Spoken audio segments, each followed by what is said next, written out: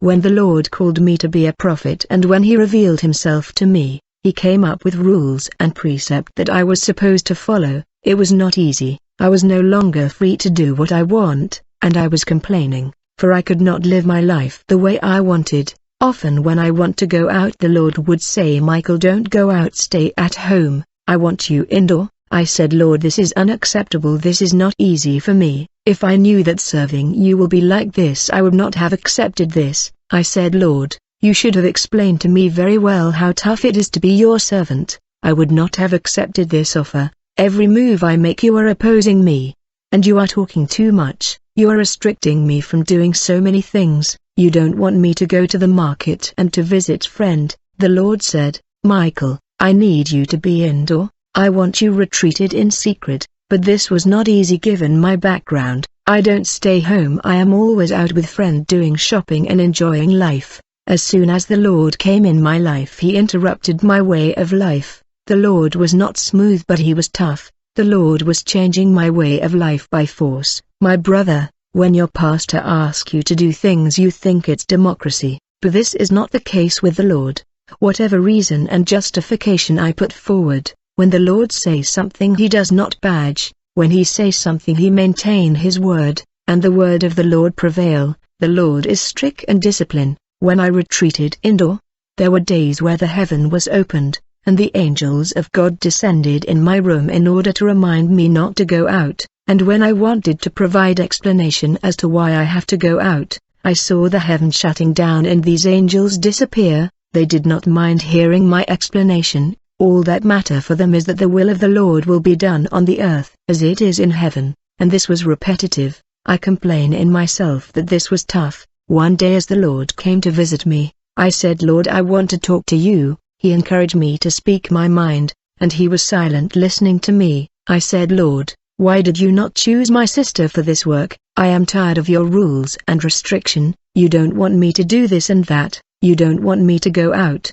I am reduced to do what you want and I have no freedom. When I spoke this way, the Lord began to laugh and said, I am teaching you something, my brother. The Lord laughed and he also get angry. One day the Lord to me how he was hurt when the gospel singer Sister Marie resorted to occultism. He told me, Michael, my heart was broken when Sister Marie went to the other side. I was telling the Lord his prescription are tough. Had I known it will be like this, I would have said no.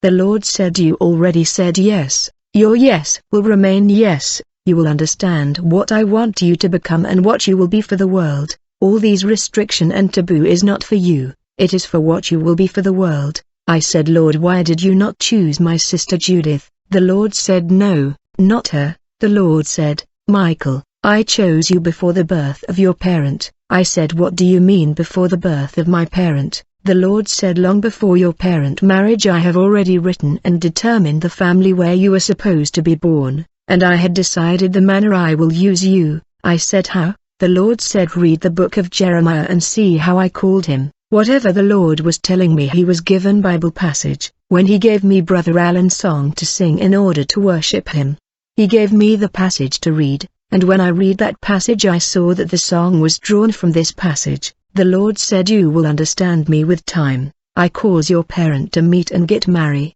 and I took them to Pastor Alexander Ministry, for I wanted you to be a fruit of his ministry. The Lord said, when you read the scripture you will see that there is 9 gifts of the Spirit, but you have received 7 of them.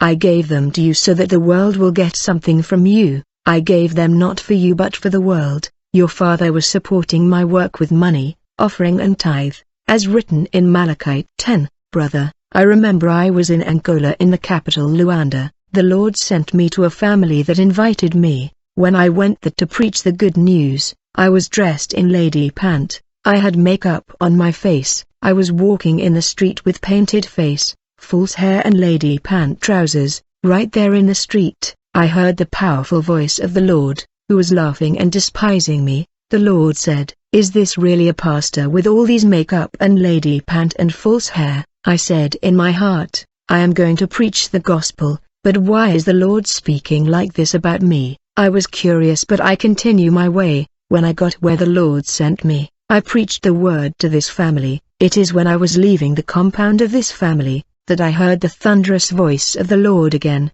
He asked me, What did you preach them? The Lord said, Michael, I am asking you this question for I did not see what you preached them. I said, Lord, you wanted me to come and preach here. Why do you speak like that? The Lord said, I saw nothing and I heard nothing. The Lord said, Michael, with your makeup, outward adornment and appearance, really, how can you really preach my word to this people with these items on your body? Your appearance and dressing itself should be a message. Now with your lady pant and makeup, what did you preach them? You should preach with your outward appearance and then your word. I came to understand that the Lord look at the heart and the outside. It was a mistake to keep saying the Lord only look at the heart. The Lord told me, this is how a person that is preaching others should look like and dressed. The Lord showed me 3 women. The first woman that the Lord showed me was dressed in African loincloth. Another woman was dressed in long robe and shoes. Another woman was in long skirt and blouse. The Lord said this is how a woman is supposed to dress. The Lord said, any woman dressed in lady trousers or lady pant is naked in the spirit world. The Lord instructed me to read Deuteronomy 22 verse 5, a woman must not wear men's clothing, and a man must not wear women's clothing, for whoever does these things is detestable to the Lord your God. I told the Lord I am accustomed to lady pant, and I continue to put on lady pant despite the Lord warning, but the Lord did not leave me alone, for whenever I was putting lady pant the Lord made it uncomfortable for me. I mean I always felt itchy. I am speaking so that I will not be judged. Maybe your ear is far from the voice of the Lord, but since mine is closer, I will speak out. God's servant need to wear skirt and robe, you don't need lady pant or trousers. The Lord said when you are coloring your lip with red lipstick, you are correcting me and telling me I did not make you good enough. Back then I was in Indian wig, I was putting big earring in order to feel that I am something. When the Lord told me to remove these earring, I complain. I said, Lord, can my beauty be remarkable to the people without earring? I am dependent on these things. The Lord said, don't put them, and let's see if you are not beautiful. But few days later I decided to put earring. I put on the first one. When I wanted to put the other one on my ear, it fell to the floor of my room. When I began to look for it I was never able to find it, though it fell to the floor of my room, which was a place where it could not disappear, yet I was never able to find it for it disappear, since the Lord was insisting. One day, I had gathered all of these beauty product and jewelry in order to throw them in the bin, but there was still rebellion in me. I was reluctant to throw them. I took sheer tight and I put it on, and I went out to buy something to eat. I saw that people in the street were all looking at me, as if I was naked. I felt shame and returned quickly back home. The Lord told me that these wig and weaving have spiritual implication, and you must separate from them. The Lord also revealed to me that when we use the things of the world, like beauty product, we end up developing 2 identity in the spirit world. Many women had double identity in the spirit. They are living on the surface of the earth, and they are also living underwater. This is simply because they are attached to the property of the Queen of the Sea. They are failing to separate from wearing wig, eyelash, nail and earring. The Lord showed me a lady walking the street and he said, Michael, look at her. When I look at this lady, I saw that she was walking in the street, but she was also walking in a world that is underwater. Because of the items she was wearing, I understood that she had 2 identity thanks to these property of the enemy. I could see her in the physical and in the marine world. My sister, even these cracked pant and skirt belong to the Queen of the Sea. When you fail to get rid of these items the enemy has legality over you. The Lord made me understand that fashion and modern dressing is manipulation and witchcraft. Fashion belonged to the Queen of the Sea. Fashion items bring demon in our home. The Lord told me, women of the world are correcting me, telling me that I have not made them well. My sister, beauty does not come from beauty product. In the end we will be judged if we fail to submit, for I am talking as a spokesman of the Lord. The Lord instructed me to wear veil and not to put on earring. He gave 1 Corinthians. The Lord showed me that whenever these beauty product are to be put in circulation, and before the woman of the world used them, first and foremost the Queen of the Sea has to use and apply them. In a vision the Lord took me underwater and showed me how they design lipstick. He said, behold, look, This is how they designed lipstick before it reached your home where you used them. The Lord showed me lady pant, fashion and wig, that were being designed in the marine world.